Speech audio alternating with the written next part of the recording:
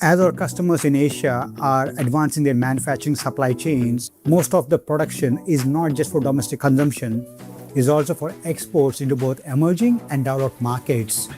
We have recently launched 5 new services out of Asia to support our customers on their expansion plans. The second front where we're working with our customers is on reliability.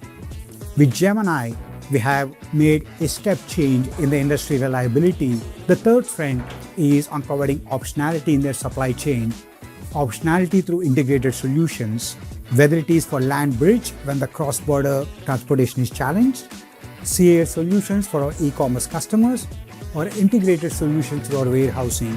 I have a lot of optimism for how we can take the journey all the way to the next level, both with the opportunities in the market, but at the same time, the investment Maersk is making capabilities across plethora of products we offer to the customers.